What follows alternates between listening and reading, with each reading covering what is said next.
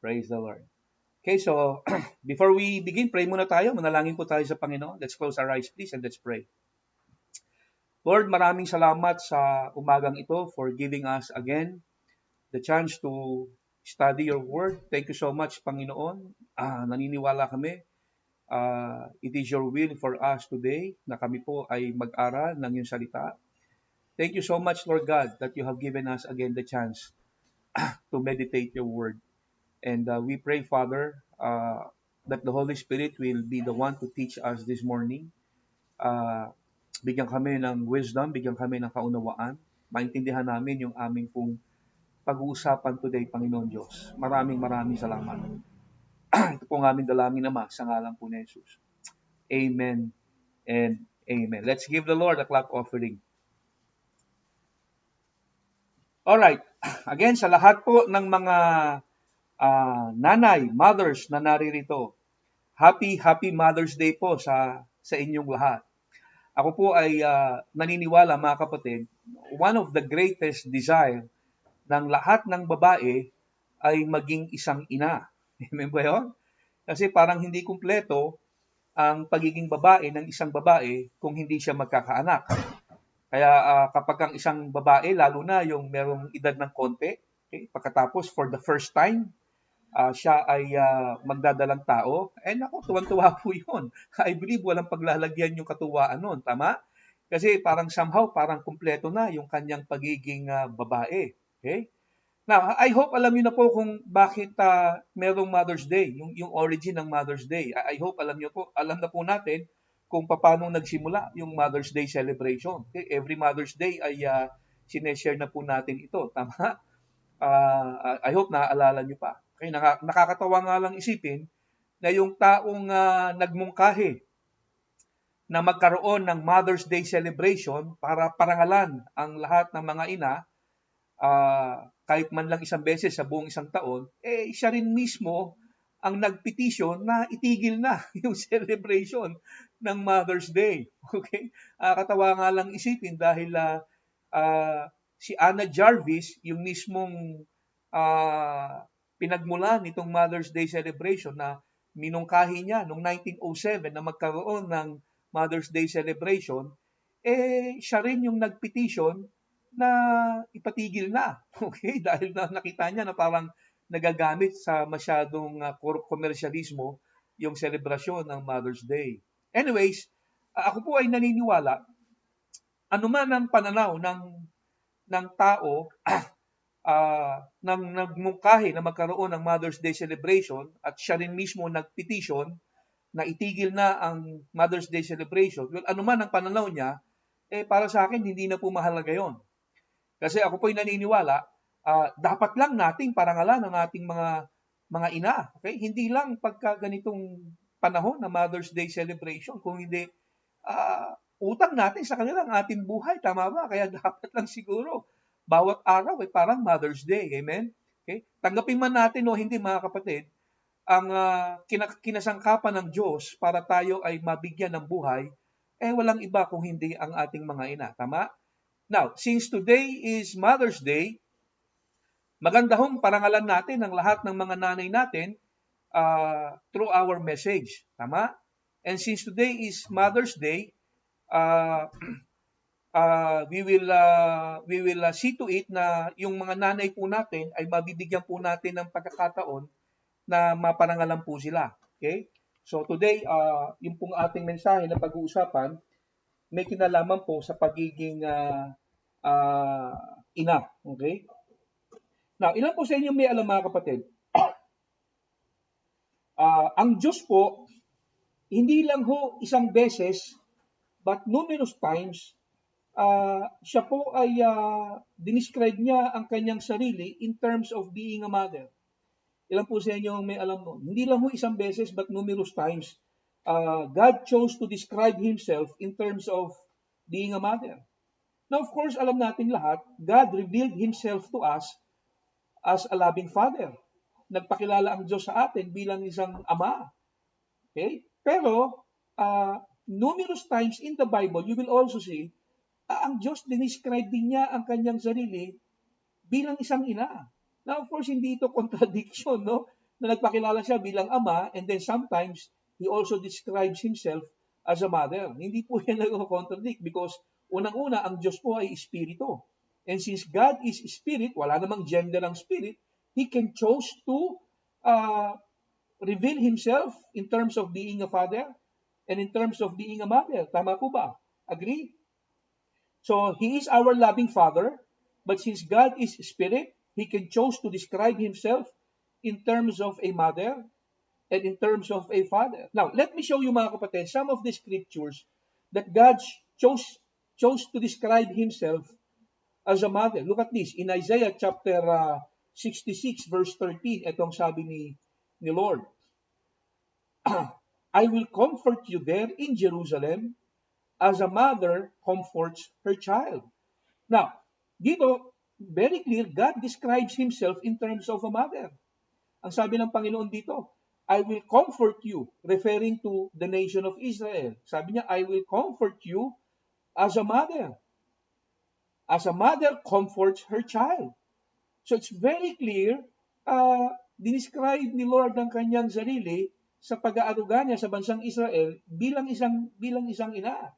In Matthew 23, again, dinescribe din ng Lord ang kanyang sarili being a mother. Look at this. In Matthew 23 verse 37, itong sabi, Jerusalem, Jerusalem, you who killed the prophets and stoned those who sent to you, how often I have longed to gather your children as a hen gathers her chicks under her wings, and you are not willing. Now, dito sa verse na to, the Lord described Himself as a mother hen, yung inahin na manok. Na kung saan, yung inahing manok, ginagather niya yung kanyang mga sisiw sa kanyang pakpak, okay? At ganun niya dinescribe yung kanyang relasyon sa bansang Israel bilang isang inahin na manok na ginagather niya yung kanyang mga sisiw sa kanyang pakpak. Okay? So it's very clear mga kapatid, hindi lang isang beses but numerous times, pinili ng Diyos. I-describe niya ang kanyang sarili not only as a loving father but also being a mother or in terms of being a mother. Now, since pinili ng Diyos na isalarawan ng kanyang sarili in terms of a mother, ako po'y naniniwala mga kapatid, we should also learn, kailangan din nating matuto mula sa Diyos on how we are going to function as a mother. Kasi if God describes Himself in terms of a mother, we should learn from Him, from God, kung paano rin mag-function bilang isang ina. Amen ba mga kapatid? Na may tanong ako sa inyo, how do we define a mother? Paano ba natin i-define ang pagiging ina? Alam niyo, ang pinakasimpleng sagot dyan ng marami is a mother is a woman who has a child. Tama? A mother is a woman who has a child. So, of course, alam nating lahat mga kapatid na napakasimple ng definition na yun. Pero we all know maraming babae ang nagsilang lang ng sanggol pagkatapos pinabayaan na nila yung bata. Okay? Meron pa nga tayong mapapanood sa mga news na kung saan yung mga anak po nila ay parang iniwan lang yung iba sa basurahan pa nga yung iba eh. Okay, nakakalungkot isipin, merong mga nag-iwan sa tapat ng bahay ng may bahay, kung saan-saan lang nila, meron pa ako napanood sa banyo ng isang sinihan na iniwan yung baby. So, marami hong nanay, we cannot deny the fact na marami hong nanay after isilang yung kanilang mga anak, yung mga sanggol na kanilang isinilang, pinabayaan nila. So, naniniwala tayo, giving birth to a child does not make a woman a mother. Hindi naman porkit nanganak ang isang babae, na-earn niya na yung title ng mother. Tama ba? It takes a special woman to be a mother. Agree? And bearing children does not earn you the title mother. I hope you will agree to that, mga kapatid. Hindi ho porkit meron kang piano sa bahay, ikaw ay pianista. Tama? Marami ho akong kilalang mga merong piano sa bahay. Pero ni isa sa miyembro ng pamilya walang marunong magpiano. Okay? So it doesn't mean na kapag may piano ka sa bahay, pianista ka na. Same thing with nanganak ka, hindi ibig sabihin nun, ikaw ay na-earn mo na yung title ng pagiging ina. Ba mga kapatid? We must understand, mga kapatid, uh, motherhood demands that you spend at least 18 years of correcting, guiding, and disciplining your children. Amen? Napakalaki hong responsibilidad ng pagiging ina. Okay? Napakalaki ng nakaatang sa kanyang balikat. So, ang pagiging ina is more than bearing children. Now, doon sa mga nanay dito, yung mga mother dito na meron na kayong mga teenagers, mga malalaki na, tama? At napalaki natin ng maayos yung ating mga anak. Well, saludo po kami sa inyong lahat. Amen? Lalo na yung mga single parent, no? Yung mga nag-iisang itinaguyod yung kanilang mga anak. At yung mga anak ay hindi ho nakitaan na parang naging magulo ang buhay. Well, you have done a great job bilang isang ina. Amen ba mga kapatid? Kaya saludo kami sa inyo ngayong umaga.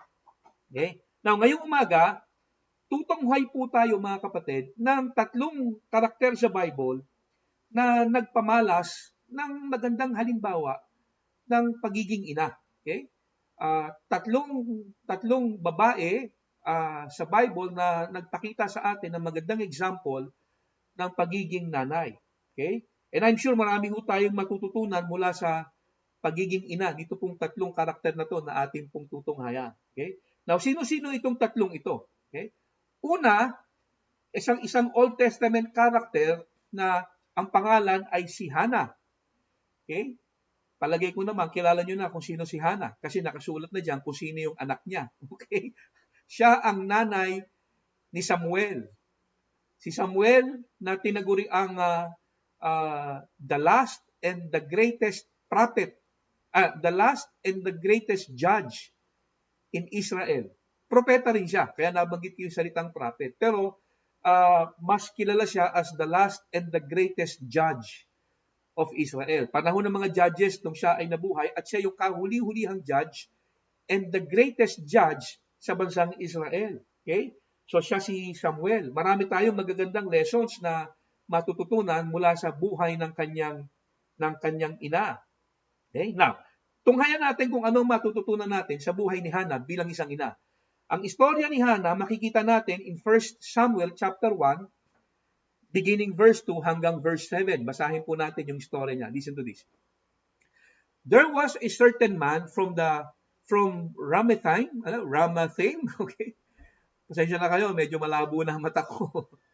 A Zupite from the hill country of Ephraim, whose name was Elkanah, son of Jeroham, the son of Elihu, the son of Tohu, the son of Zup, an Ephraimite. He had two wives. One was called Hannah, and the other Penina. Penina had children, but Hannah had none. Year after year, this man went up from his town to worship and sacrifice to the Lord Almighty at Shiloh, where Hophni and Phinehas, the two sons of Eli, were priests of the Lord. Let's continue reading. Whenever the day came for Elkanah to sacrifice, he would give portions of the meat to his wife Penina and to all her sons and daughters. But to Hannah, he gave a double portion because he loved her, and the Lord had closed her womb. Yun ang problema. Okay? Baog itong si Hannah. Because the Lord had closed Hannah's womb, her rival kept provoking her in order to irritate her. This went on year after year. Whenever Hannah went up to the house of the Lord, her rival provoked her still till she wept and would not eat. Okay? So ito si Hannah. Siya ay isa sa dalawang asawa ni Elkanah. Okay? Nung panahon na yon ng Israel, hindi ko rin maintindihan kung bakit ang mga Hudyo ay medyo may pagka-polygamist eh. Okay? Si Abraham, si David, si Saul, si Samuel, si Solomon, tapos ito si Elkanah. Of course, hindi na ho natin madidiscuss kung bakit medyo may pagka-polygamist yung mga Hudyo nung time na yon. Okay? Kaya itong mga Muslim ay gina-justify nila na yung pagiging polygamous, okay? Yung lampas isa asawa, wala namang masama diyan kasi biblical nga yan eh. Okay? Although hindi sila naniniwala sa Bible, mas naniniwala sila sa Quran, pero ang kanilang sinasabi nasa Bible naman, nasa Bible niyo din yan.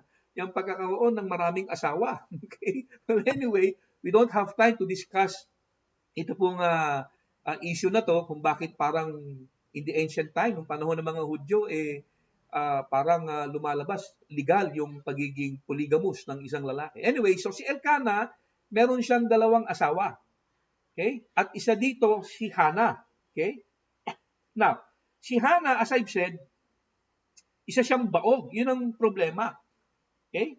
Baog si Hannah. And since siya yung unang na-mention na pangalan na asawa ni Elkanah, it indicates na siya yung original wife.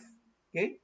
Yung pagkakabanggit ng unang pangalan ni Hannah sa 2 asawa ni Elkanah, yan ay isang indication na siya ang original na asawa. Okay?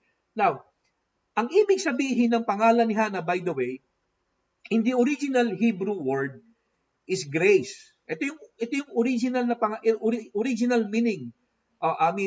Ito yung meaning ng pangalan ni Hannah in the original Hebrew word. The word Hannah or the name Hannah means grace or favored. So ang ganda ng kahulugan ng pangalan ni Hannah, grace or favored. Pero ang problema dito sa ating nabasa sa unang chapter pa lang ng nabasa natin sa kanyang storya, mukhang hindi natin nakita na si Hannah ay favored. Okay? Kasi baog siya eh. Okay? Parang hindi niya na-experience yung favor ng Panginoon. Tama? Dahil according sa istorya, hindi siya magkaanak.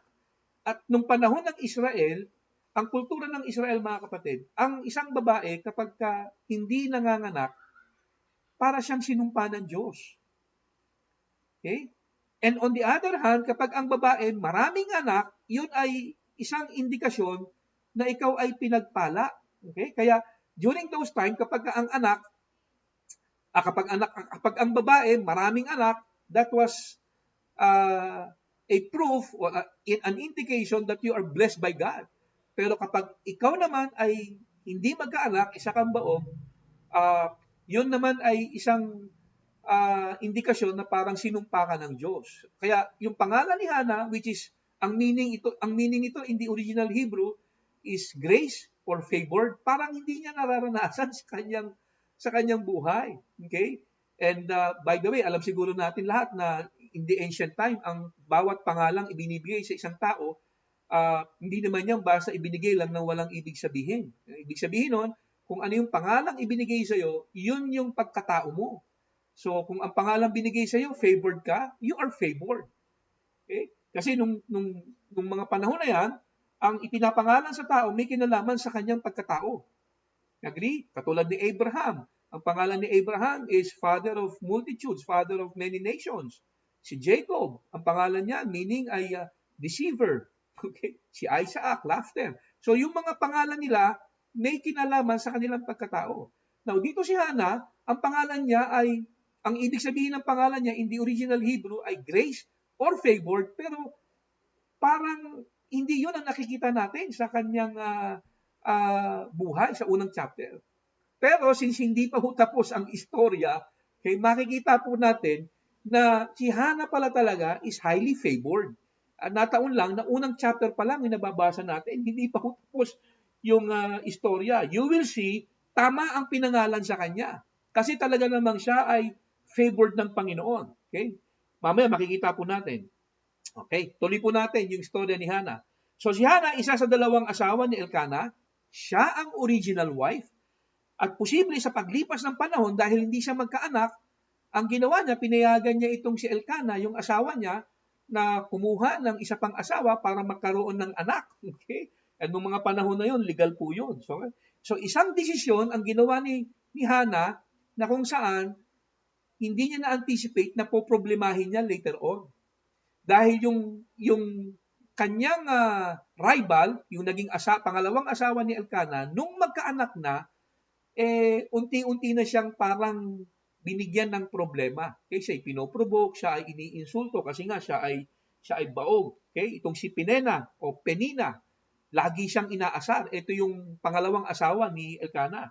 Okay, kaya lalong nagbigay ng kalungkutan sa buhay ni Hana, yung hindi na nga siya magkaanak, pagkatapos nung magkaanak na yung asawa niya sa ibang babae, parang iniinggit pa siya at iniinsulto. So parang dumoble yung sama ng loob nitong si Hana. Okay? Now, ang kagandahan kay Hana is this. Sa sobrang kalungkutan na kanyang naranasan, dahil iniinis na siya nung kanyang rival na hindi siya magkaanak, pagkatapos naiinggit pa siya dahil hindi nga siya magkaanak at baog siya, ang kagandahan kay Hana is this. Nung siya ay namumroblema, may pinagdadaanan, ang dami niyang parang problemang dinadanas nung time na yon, she did the right thing. Ano ang kanyang ginawa? Bible tells us, she went to God in prayer. Look at this, itong sabi in verse 10. Basahin po natin to. In her deep anguish, Hannah prayed to the Lord, weeping bitterly. And she made a vow, saying, Lord Almighty, if you only look to your servant's misery and remember me, and not forget your servant, but give her a son. Okay, nag-request ngayon siya, nabigyan siya ng anak. Then I will give him to the Lord for all the days of his life, and no razor will ever be used on his head. Wait lang po mga kapatid, ha? Meron kasi ako naririnig na konting ingay. Patayin lang natin si Ted. Alright. So, dito sa binasa natin, makikita natin yung napakagandang attitude ni Hannah. Okay? Imbis na siya ay magmukmok, okay? Dahil sa sobrang sama ng loob sa nangyayari sa kanya, dahil bukod sa baog na siya, iniinggit pa siya nitong kanyang rival at iniinis pa siya. So, imbis na magalit siya sa mundo at magmukmok, he went before the Lord in prayer. Yun ang kagandahan sa attitude nitong si Hannah. At ang kanyang prayer is not a prayer of retaliation kay Penina. Okay?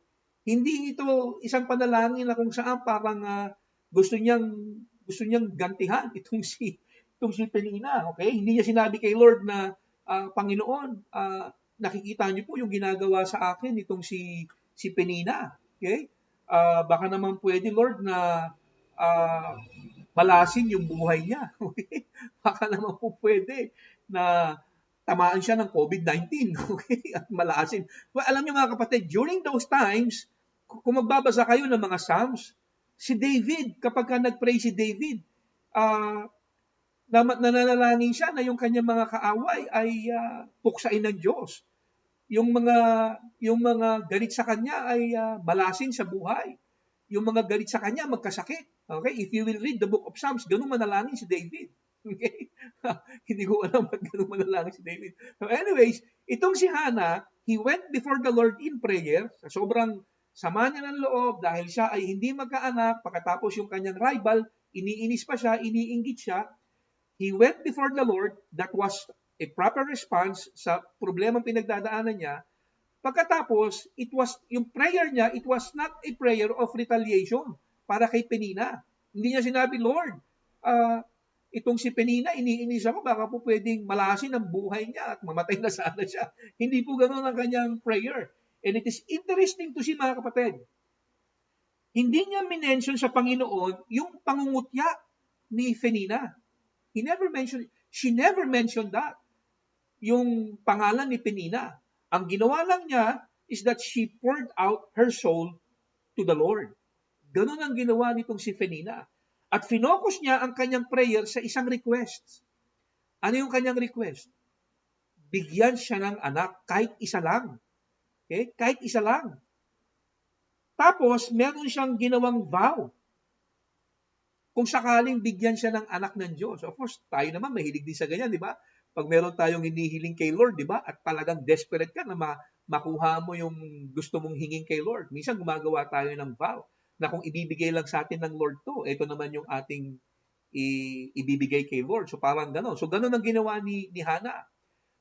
She asked God for a son, at ang pangako niya, he made a vow na kung sakaling bibigyan siya ng Lord ng anak, ibibigay niya rin yung kanyang anak sa Diyos at maglilingkod sa Diyos for the rest of his life. Yung vow na binigay niya sa Diyos, alang-alang sa kanyang anak, ay tinatawag na Nazarite vow. Yung Nazarite vow ay isang vow na kung saan ide-dedicate ng tao ang kanyang sarili sa Diyos. Hindi rin siya magpapagupit at iinom ng alak. Yun po yung vow na yun. So, this boy, yung kanyang hinihiling, is to be dedicated to God from birth, mula pagkabata. At hindi nagtagal, ito maganda. Sinagot ng Lord yung prayer request ni Hannah. Okay? Siya ay nagdalang tao at ipinanganak ang taong binangsagan na the last and the greatest judge in Israel. Okay? Naging anak niya yung last and greatest judge in Israel. Siya walang iba kundi si Samuel. Now, nung ipanganak na ni Hannah si Samuel, si Hannah ay tumupad sa kanyang pangako. Ilang maganda kay Hannah, tumutupad sa pangako. Dinala niya si Samuel sa temple at doon na nanirahan si Samuel sa templo for the rest of his life. Doon na nanirahan si Samuel para maglingkod sa Diyos. At kung susundan natin ang istorya nitong si Samuel, okay? Si Hannah pala, rather. Kung susundan natin yung istorya ni Hannah, okay? Tumupad siya sa kanyang pangako, dinala niya si Samuel sa templo, at hindi niya na inangkin pa uli si Samuel na pauuwiin sa bahay para kanyang maging anak. Okay? Pero itong maganda, dahil tumupad si Hannah sa kanyang ipinangako sa Diyos, na hindi niya pinagkait yung kanyang anak dahil pinangako niya, pag binigyan siya ng anak, ibabalik niya sa Panginoon. Kung susundan natin yung istorya ni Hannah, binless ng Lord si Hannah ng anak uli at hindi lang isa. Okay? Kung hindi 5. Yun ang kagandahan, no? Look at this. Basahin natin yung portion na yon. Sabi rito, after niyang i-dedicate si Samuel, and the Lord was gracious to Hannah. She gave birth to 3 sons and 2 daughters. Meanwhile, the boy Samuel grew up in the presence of the Lord. What do we see here? Si Hannah, na dating baog, hindi magkaanak, binless ng Lord ng 5 pang anak. So, 6 yung anak ni Hannah bukod kay Samuel. Now, at this point mga kapatid, let us talk about some important lessons na matututunan natin mula sa istoryang ito ni Hannah. Ano yung mga magagandang aral na mapupulot natin from her life? Meron po ako nakita na ilang bagay na magagandang lessons na mapupulot natin mula kay Hannah. Number 1, una, when we are troubled, the best thing to do is go to God. Amen? This is the first lesson we can learn from Hannah. Nung dumanas si Hannah ng sobrang kalungkutan, kasi hindi siya magkaanak. Tapos tinignan niya ang sarili niya, parang sinumpa siya ng Diyos kasi baog siya. Okay? Anong ginawa niya? She went before the Lord in prayer. Nung siya ay tumadanas ng sobrang kalungkutan dahil siya ay hindi magkaanak, tapos isama mo pa rito yung inggit na nararamdaman niya dahil may anak na si Elkanah sa ibang babae, tapos yung babae iniinis pa siya. So imbis na siya ay magmukmok, nung siya ay matindi ang pinagdadaanan, she went before the Lord in prayer. So, the first lesson we can learn from Hannah is that when we are troubled, the best thing to do is go to God. Amen ba mga kapatid? Concern ang Diyos sa atin mga kapatid. That is why this is the best thing to do when we are troubled. Agree? Amen ba? Dapat alam po natin mga kapatid na ang Diyos nakikita niya yung nangyayari sa atin and He is very, very much concerned. Lalo na kung ikaw ay anak na ng Diyos, ikaw ay na kay Kristo. The Lord is concerned sa ating mga pinagdadaanan. And so the best thing to do pag tayo ay merong mga problema, let us go before the Lord in prayer. Amen? Because God is concerned sa ating mga nararanasang sufferings. Amen? Sabi nga ng Bible in the book of Hebrews, si Jesus, He is our high priest who sympathizes with us. Naging tao si Jesus. Ang Diyos ay naging tao, naranasan niya yung mga sufferings na nararanasan ng tao. Naranasan ni Jesus maging tao at alam niya yung kahinaan ng isang tao. Naranasan ni Jesus yung rejection, naranasan ni Jesus yung traidorin ng kaibigan, naranasan ni Jesus yung i-criticize, naranasan ni Jesus yung napakaraming mga sakit na nararanasan ng tao dito sa lupa. And so that's why Jesus can sympathize with us. Amen ba mga kapatid? And so therefore, when we are troubled, the best thing to do is go to God. Why? Dahil concerned ang Diyos sa atin. Amen ba? Agree? I hope na naiintindihan niyo po yung sinasabi ko. Amen? Now, pangalawang lesson na matututunan natin from Hannah is this. Ito yung verse na dapat i-quote natin. No? In her deep anguish, Hannah prayed to the Lord and wept bitterly. Okay? Nung siya ay may problema, kay Lord siya lumapit. Now, second lesson is this. We cannot outgive God. Now, ilan sa inyo naniniwala, we cannot outgive God. Now, think about this. Si Hannah baog. Matagal niya nang inaasam-asam na magkaroon ng anak. Tapos, nabigyan siya ng anak. Okay? Dahil sa kanyang request. And then, he promises God na pag binigyan siya ng anak, ang gagawin niya, yung anak na ibibigay sa kanya, ibabalik niya rin sa Diyos. Okay? Ibabalik niya rin sa Diyos para maglingkod sa Diyos. Dadalhin niya sa templo, doon titira, hindi niya makakasama. Okay? Pwede niyang dalawin anytime, pero hindi niya kasama sa bahay. Okay? At hindi niya basta-basta pwedeng kunin si Samuel anytime doon sa templo kasi naglilingkod doon si Samuel sa templo. So si Hannah, nung siya ay nanalangin bigyan siya ng anak, for a long time na hindi siya nagkakaanak, nagkaroon niya siya ng anak dahil sa sinagot ng Lord yung kanyang prayer request. Pero dahil meron siyang vow, tama, na isosoli niya yung kanya, ibabalik niya sa Diyos yung anak na binigay niya at maglilingkod sa Diyos sa temple for the rest of his life, think about this, mga kapatid. Ilan sa inyong mag-a-agree sa akin? Nung ma-receive na ni Hannah yung kanyang anak, bigyan na siya ng anak. Remember, baog siya. Matagal niyang inaasam-asam magkaroon ng anak. Tama? Nung binigyan na siya ng Diyos ng anak, how many of you will agree with me? There is the possibility na si Hannah nagdalawang isip na tuparin yung kanyang pangako. Although it was not stated explicitly in the Bible, pero ako po'y naniniwala bilang tao, naka-entertain si Hannah na nagdalawang isip siya kung tutuparin niya yung pangako niya na si Samuel ibabalik niya sa Diyos at hindi niya na aangkinin na parang anak niya at maglilingkod sa Diyos for the rest of his life. Kasi Nazarite vow yung kanyang binigay. Okay?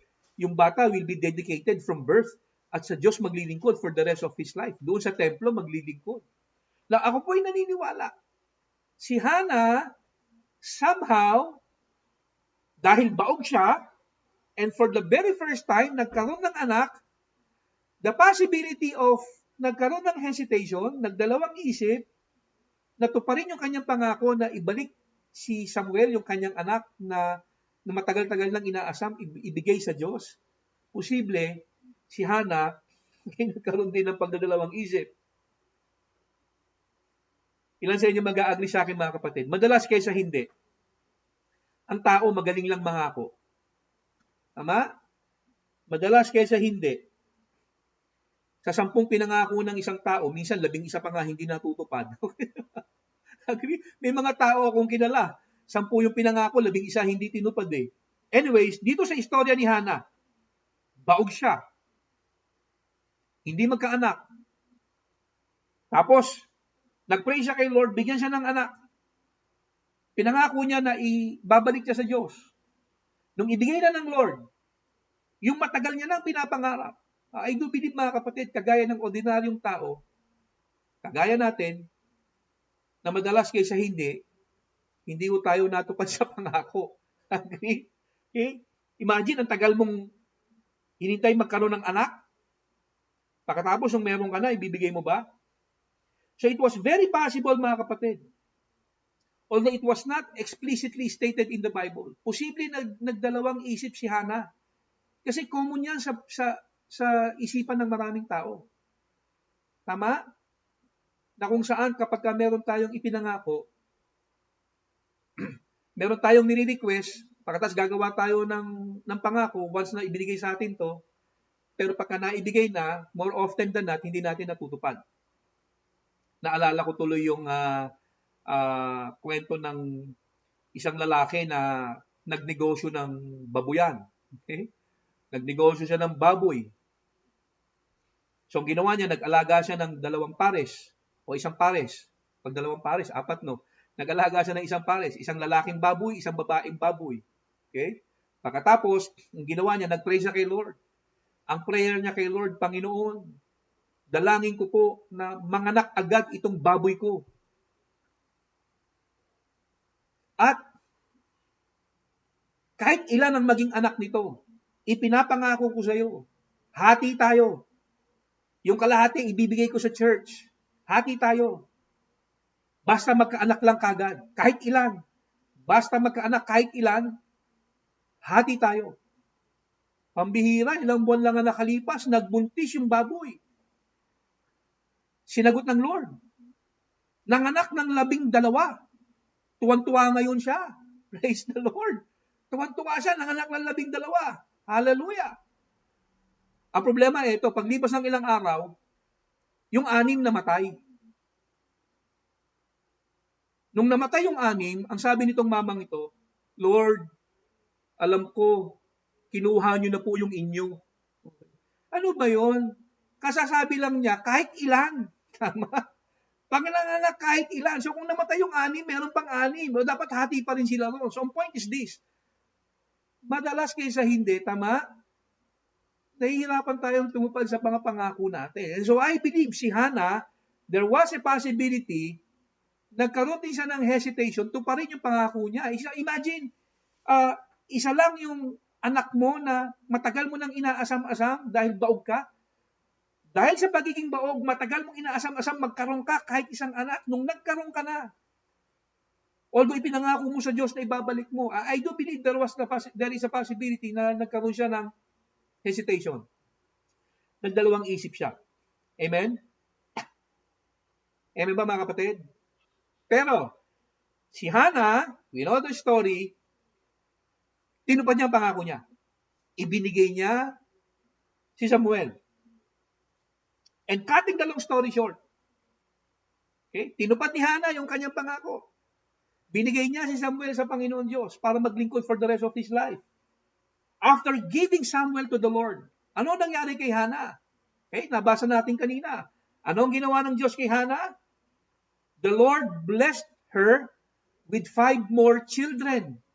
Okay? Hindi lang isa, hindi lang 2, hindi lang 3, 5 anak ang binigay kay Hannah. Look at this. Balikan lang natin sandali. Ito sabi ng Bible. And the Lord was gracious to Hannah. She gave birth to 3 sons and daughters. And meanwhile, the boy Samuel grew up in the presence of the Lord. We cannot outgive God. Amen ba mga kapatid? Si Hannah biniyayaan ng Diyos ng 5 anak. What do we see here? We cannot outgive God. May tanong ako sa inyo. Kung sa tingin natin, hindi tumupad si Hannah dahil natukso siya na wag nang ibalik kay Lord si Samuel dahil nangihinayang siya. Iisa na nga lang yung isa siyang baog. Baog siya. Ngayon lang nagkaanak. So there was, may tendency si Hannah na wag nang tuparin yung pangako, akin na lang to si Samuel. Kung hindi niya ibinigay si Samuel, ibalik kay Lord, tuparin yung pangako niya. Sa tingin niyo magkakaanak siya ng 5 pa? I don't think so. Kasi yung yung pagbibigay ng Diyos ng 5 anak kay Hannah was God's reaction to Hannah's response sa kanyang pinangako sa Diyos. So we cannot outgive God. Amen ba? Remember, sabi ng Bible kanina, sa binasa natin sa mga unang verses, si Lord ang nagsarado ng sinapupunan ni Hannah. The Lord closed her womb. And so therefore, si Lord din yung nagbukas ng kanyang womb, kaya siya nagkaanak. So yung pagbibigay ng Diyos ng 5 anak kay Hannah was God's response doon sa pinangako ni Hannah na ibabalik si Samuel. So therefore, mga kapatid, second lesson we can learn from Hannah's story, we cannot outgive God. Amen ba? Amen? There is one biblical principle, mga kapatid, na wag po nating kalilimutan. And that is, we cannot outgive God. Kahit ano pa yung ibibigay mo sa Diyos, whatever it is, it will always come back to us. And we cannot outgive God. Tama? Kahit sa giving, pag ikaw ay nagbigay sa Panginoon through your offering, you cannot outgive God. Sa Bible, mayroong isang verse na palasak na, kaya lang baka hindi na naaalala ng mga Christians itong verse na to. Iko-quote ko lang uli. Itong sabi ni Lord. Look at this. Give and you will receive. Pause tayo sandali. Ano ang sabi nito ng scripture? Magbigay ka and you will receive. Pagka nagbigay, meron kang tatanggapin. Tama? Vice versa. Pag hindi ka nagbigay, wala ka rin tatanggapin. Kasi kaya ka may tinanggap, meron kang binigay. Tama? And then, anong sabi ng sumunod na verse? Sabi rito, your gift will return to you in full. Tama? Yung binigay mo, babalik sa'yo ng higit sa iyong ibinigay. Pressed down, shaken together, to make room for more, running over and poured into your lap. Look at this, bandang uli. The amount you give will determine the amount you get back. Etong tanong, how many of us really believe this verse? Ilan po sa atin ang naniniwala sa verse na yan? Alam nyo, sa totoo lang, kung lahat ng Christians in the body of Christ naniniwala sa verse na to, wala hong church na magiging deficit. Agree? Amen ba? Kasi kung lahat ng Christians in the body of Christ naniniwala na once na sila'y nagbigay, it will come back to them, good measure, pressed down, shaken together, and the amount they give will determine the amount they will get. Ay palagay ko wala hong church na magiging deficit. Kung lahat ng Christians ay naniniwala sa verse na yan. Now, alam nyo, ang verse na yan, tumutukoy hindi lang ho sa offering ng pera. Actually, yung verse na yan ay tumutukoy sa lahat ng ibibigay mo. If you will read the whole context, sabi ng Lord dyan, love your enemies, okay, yung patungkol sa mercy, at marami pang iba. So in other words, if you give love, you will receive love. If you give mercy, you will receive mercy. If you give hatred, you will receive hatred. Now, sa context ng pagbibigay sa church ng offering, if you give money to the church, you will receive money in return. Tama? Kasi basic principle po yan. Whatever you give, you will receive. And always remember this, you cannot outgive God. Amen ba? Agree? Yun yung pangalawang lesson na dapat ho nating matutunan sa buhay ni Hannah. Kung nagdalawang isip si Hannah na ibigay si Samuel, she will not receive 5 more children. Tama? Agree mga kapatid? Kasi yun yung naging response ng Diyos sa kanya. Amen ba? So yun po yung pangalawang lesson. Pangatlo mga kapatid, na lesson na matututunan natin from the life of Hannah is this. Mothers can have a powerful influence. Do you believe that, mga kapatid? Napakalaki ng influence ng mga nanay sa mga anak. Alam niyo, kung susundan po natin yung naging buhay ni Samuel, lumaki si Samuel na maka-Diyos. Okay? Naging propeta siya. And the greatest judge of Israel. Na, maaring isipin ng marami na kaya si Samuel ay lumaking maka-Diyos at naging propeta ay dahil siya ay tumira sa templo at nakasama niya yung high priest, si Eli, at yung mga priests na naglilingkod din doon. Na mga kapatid, hindi po ganun na nangyari. Dahil si Eli mismo na high priest, failure siya as a father. Okay, failure si Eli bilang isang ama.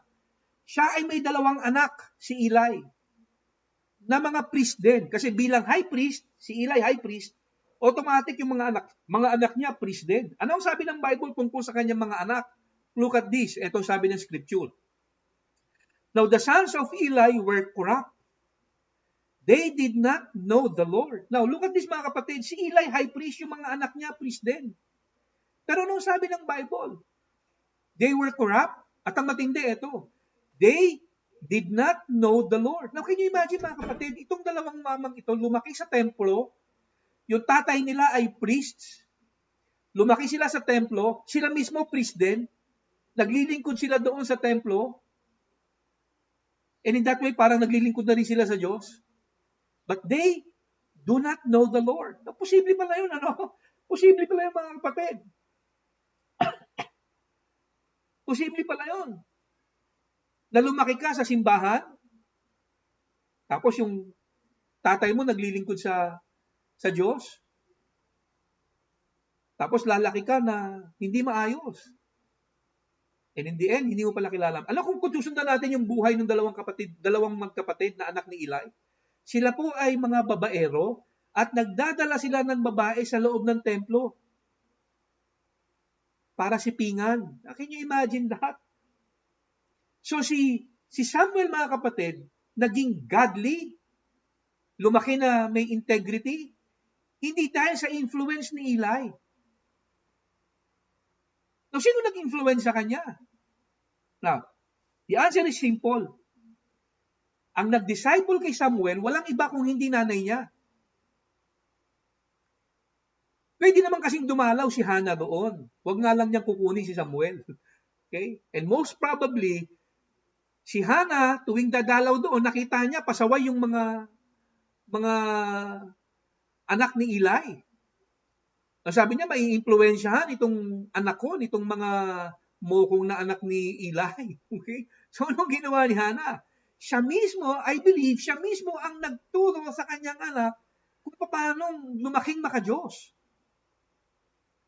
Ang nag-influence kay Samuel para lumaking maka-Diyos at may integridad is no other than her mother or his mother.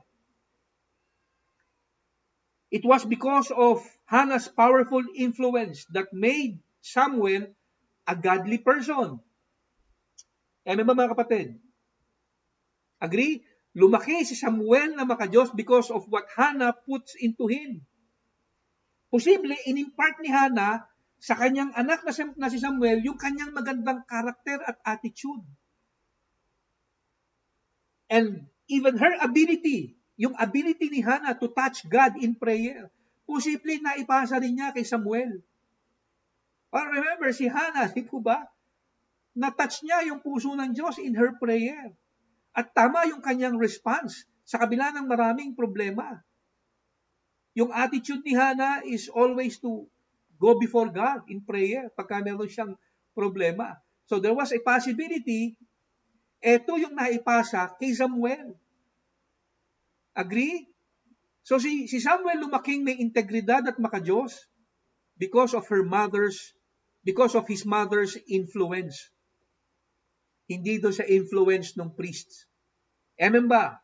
So, second lesson na itinuro sa atin ni Hannah, mothers can have a powerful influence. Amen? Kaya tayong mga nanay rito mga kapatid, remember, meron kayong makapangyarihang impluensya sa inyong mga anak. Agree? Alright. Now, yung 2 natitirang karakter na pag-uusapan natin, na parehas ina din, parehas mga nanay. Pagsasabayin na po natin silang dalawa. Okay? Kasi actually, itong dalawang babaeng ito ay mag-ina. Okay? Mag-ina po sila. So pagsasabayin po natin silang dalawa. Sino itong dalawang ito? Sila ay si Luis at saka si Eunice. Kilala nyo yung dalawang mamang yan? Dalawang babaeng yan? May kausap sila dyan na bata. Now, sino sa inyo may idea kung sino yung batang kausap nilang dalawa? Yung batang yan ay walang iba kung hindi si Timothy, yung dinidisciple ni Apostle Paul na isang batang pastor ng early church. Okay? So itong si Eunice, si Luis at saka si Eunice ay mag-ina. Si Luis, anak ni Eunice. Si Luis ay ina ni Eunice at si Eunice, ina ni Timothy. Okay? Basahin natin yung istorya nila. Listen to this. Sabi dito, I thank God whom I serve as my ancestors did.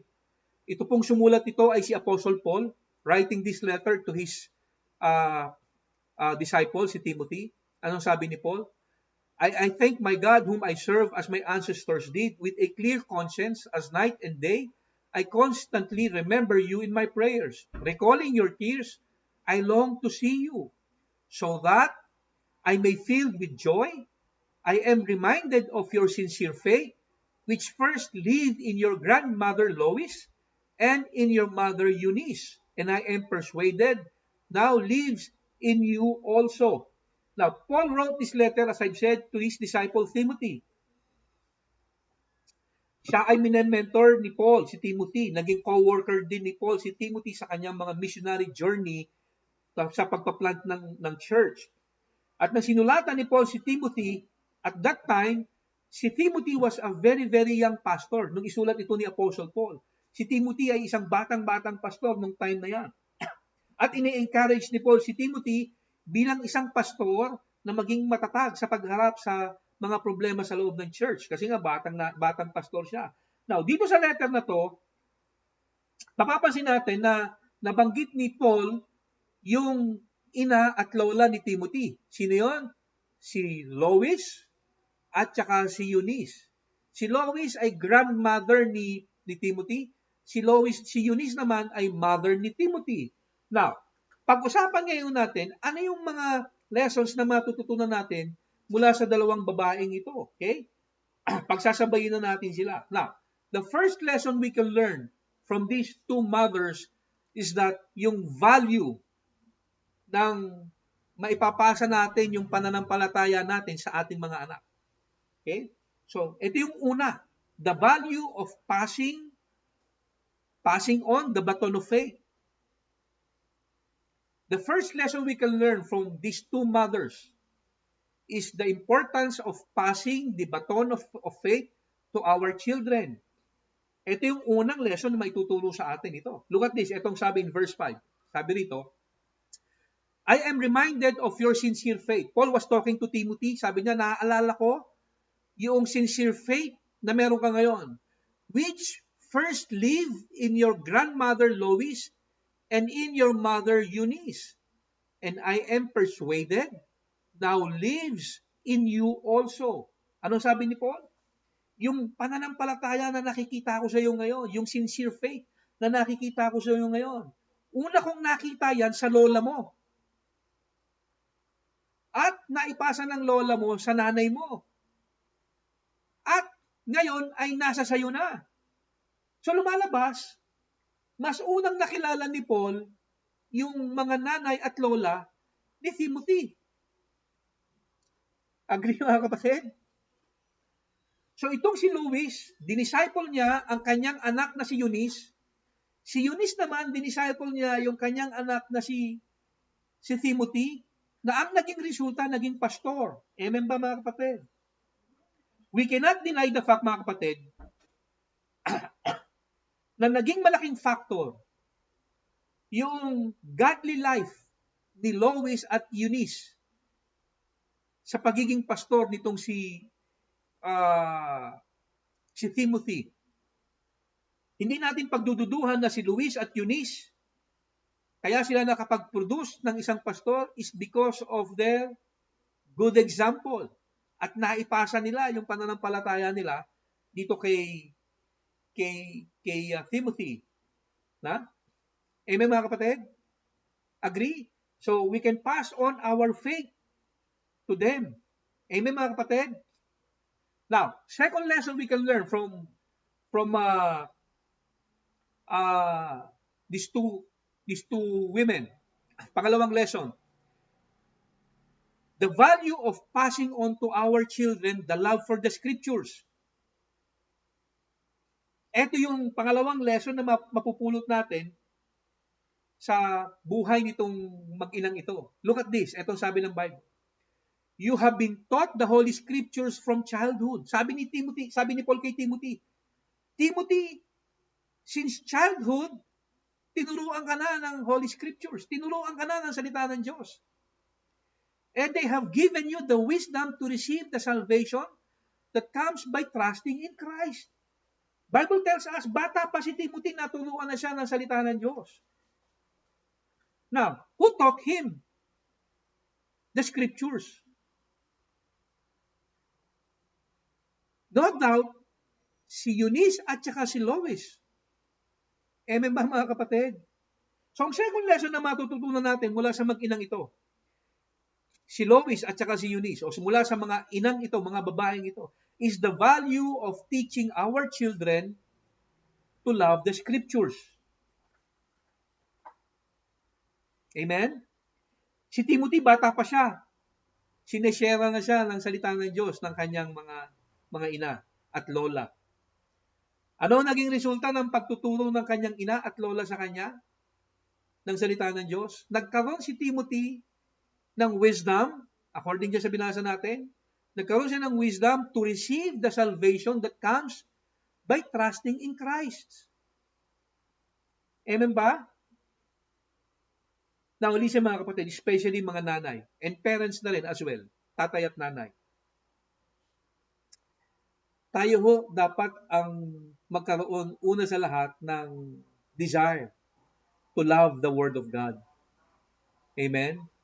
To read the Bible, to study the Scriptures. Bakit? Kasi we cannot give what we don't have. Hindi naman ho natin matuturuan ng salita ng Diyos yung ating mga anak kung tayo mismo hindi naman tayo nag-aaral ng salita ng Diyos. Amen po ba?